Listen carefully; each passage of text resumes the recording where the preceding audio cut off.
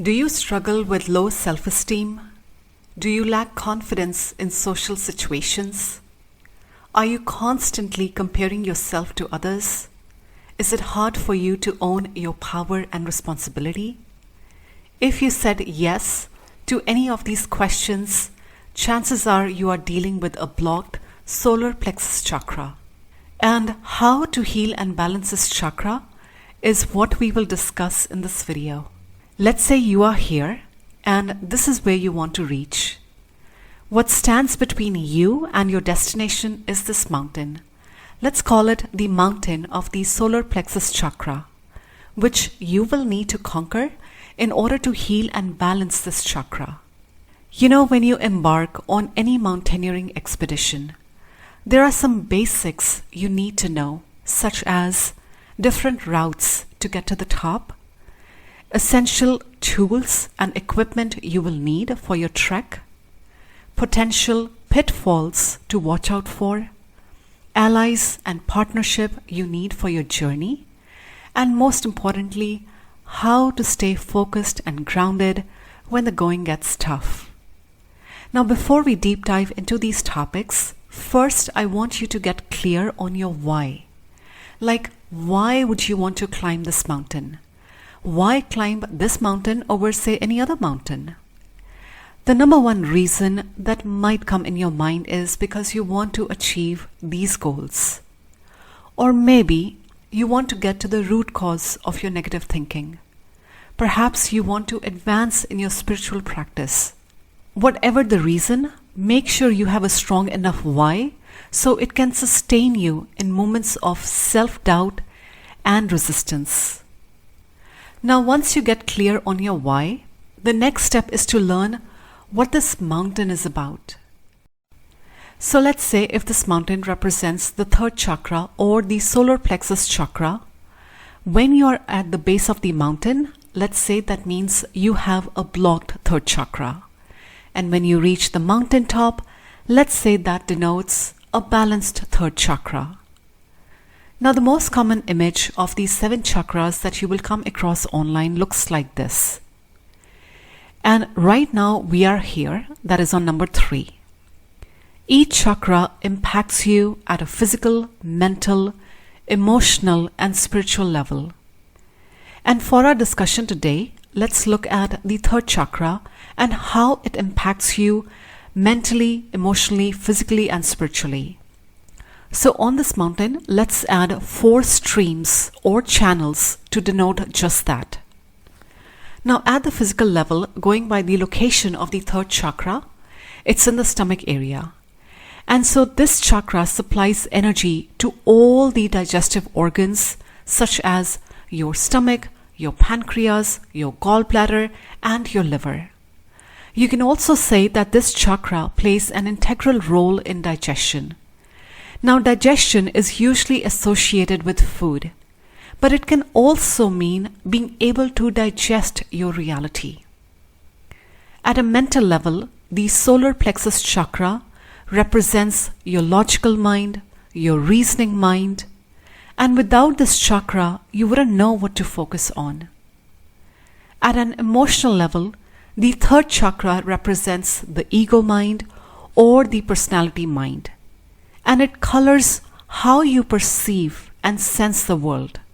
At a spiritual and psychological level, the third chakra has everything to do with personal power. And so when you're on the mountain top, you have a strong sense of self. You feel grounded in who you are. But when you are at the mountain base, you experience a blocked solar plexus chakra, which at a physical level can manifest in a number of ways. For example, as IBS or similar issues, being sensitive to certain foods, or having issues with other digestive organs. At a mental level, imbalances in the third chakra can manifest as excessive negative thoughts, lack of discipline, being controlling, or even mentally rigid. At an emotional level, when this chakra is blocked, you feel and act either like a victim or an aggressor. You are cut off from your intuition and primarily use logic to make decisions. And finally, at a psychological level, at the base of the mountain, you feel powerless, or you have difficulties setting boundaries, or you prefer to follow the status quo versus embracing your talents, your gifts. Now that you're clear about your why and what this mountain is about, let's talk about what tools and equipment you need for this journey. Besides obviously carrying enough food, water, a sturdy tent, a comfortable sleeping bag, one of the most important tools you can carry with you is your navigational compass. Because without a compass, you are lost. When it comes to chakras, your navigational compass is always going to be your feelings. Because it's only your feelings that tell you whether you have reached the mountaintop or you are still hovering around the base. Because climbing this mountain is not an intellectual process. And if you genuinely desire to reach your destination, you have got to make friends with your feelings. You've got to learn and honor them. With that said, let's discuss some popular routes people take to climb this mountain. So hands down, the number one most popular and prevalent route to get to the mountain top is meditation.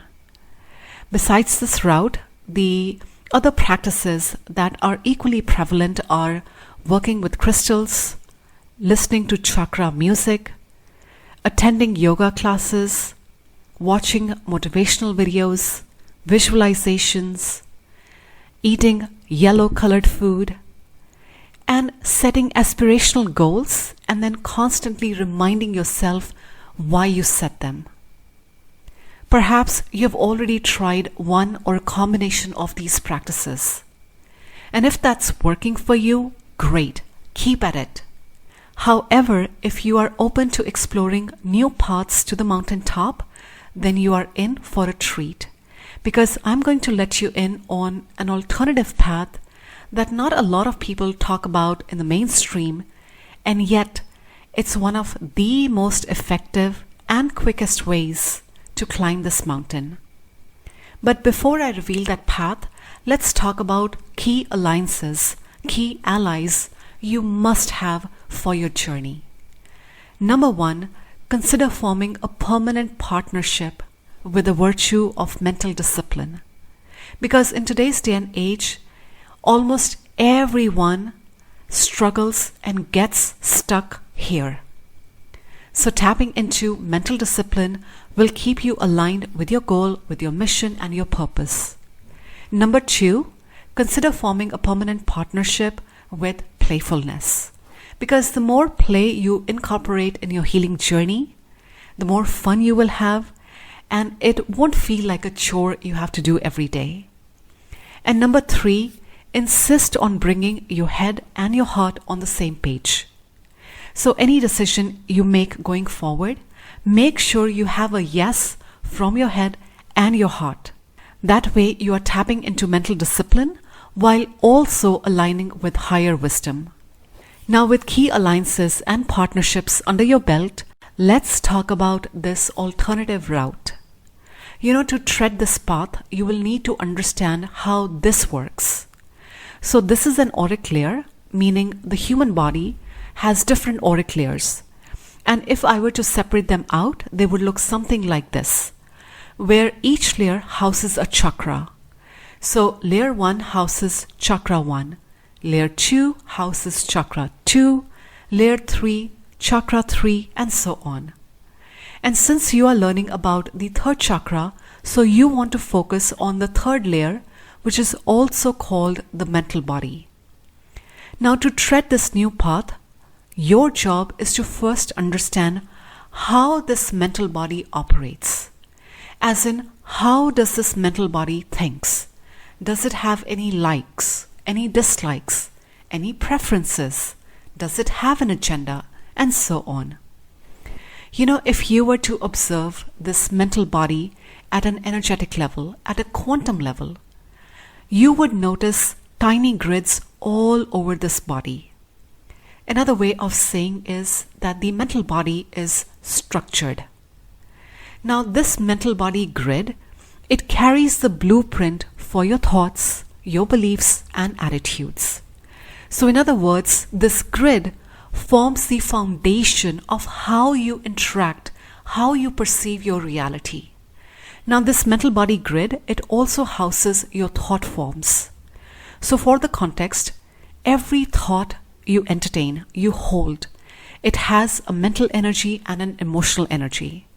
Now, the emotional energy, it creates a vibration and a form, as in a shape. So positive thoughts have higher vibration, they feel softer, they feel inviting. And on the contrary, negative thoughts, they have a lower vibration, they feel darker, heavier. Now, besides your thought forms, the mental layer is also the home of your ego filters. So think of a filter like a way of thinking that's passed down through your ancestors, your family, your traditions, your culture, your societal upbringing, expectations, and even karma. As an example, say growing up, you saw your father, your grandfather, and even your uncles denying, dismissing their intuition. So you start believing that maybe this is how all men operate. That's just one example of how the ego filters work. And so based on your upbringing, you could have hundreds, maybe thousands of ego filters. And as you can imagine, they all skew your reality. Now, based on your thoughts, belief, attitudes, your thought forms, and your ego filters, all of them together, they color how you think. Meaning, without mental discipline, your default way of thinking is the average of what you think here. In other words, your thoughts become colored with the energy of addiction, lust, wrath, rage, greed, avarice, envy, jealousy, gluttony, waste, pride, and even self-importance.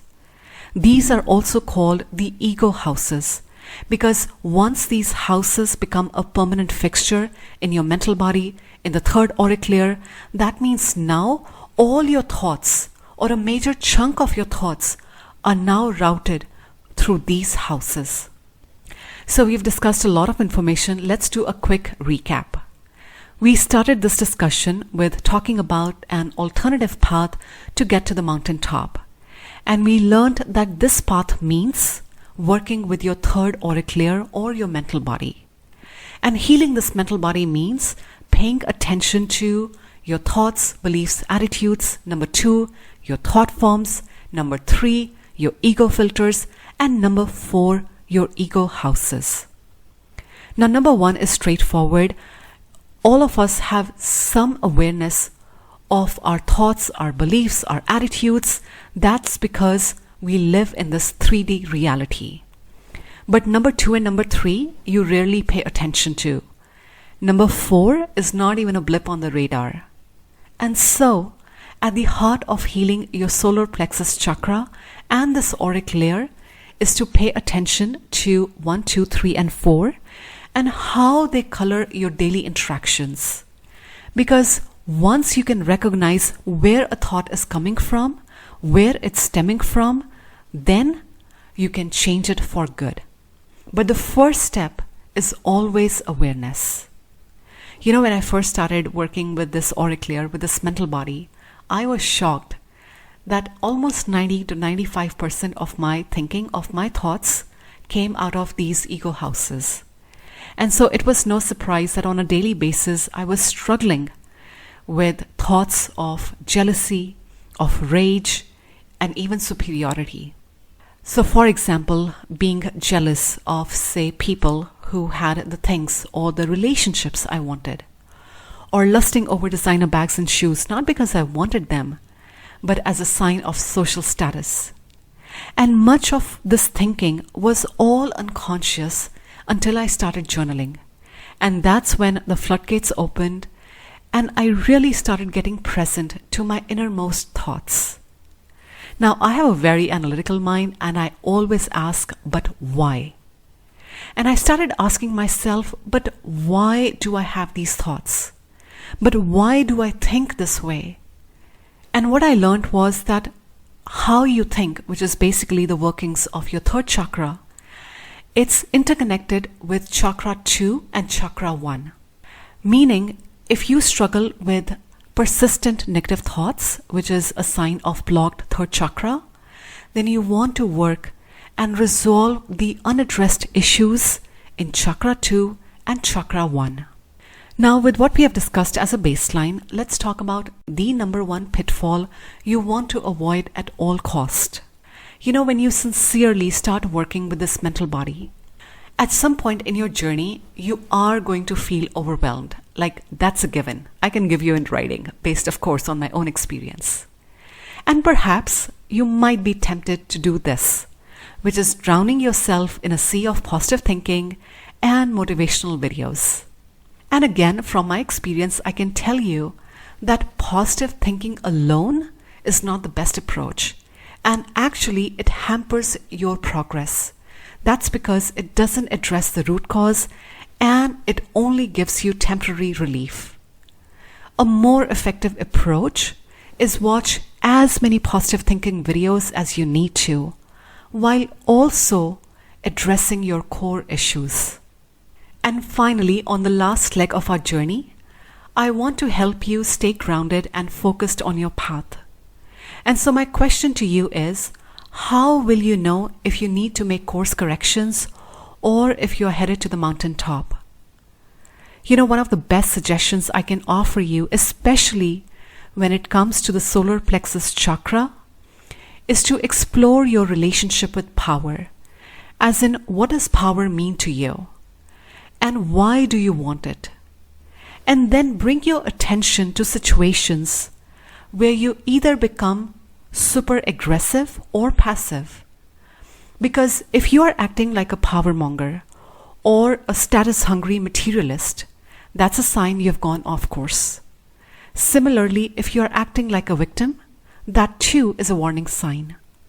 My second suggestion is not to fall in the trap of toxic positivity. In other words, don't fall in the sea of positive thinking.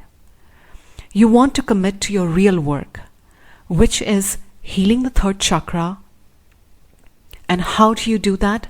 By resolving the pain in chakra 2 and chakra 1. And my third suggestion is remind yourself that thoughts are things.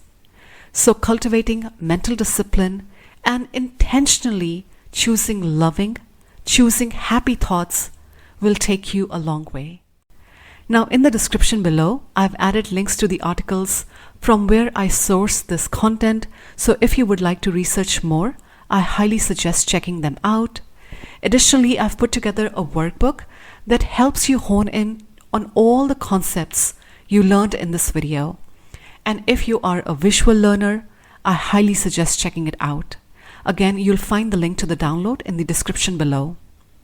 I hope the suggestions I shared in this video are supportive in your healing journey. As always, please only take what resonates, discard all the rest. Thank you so much for your time, and I will see you in the next video.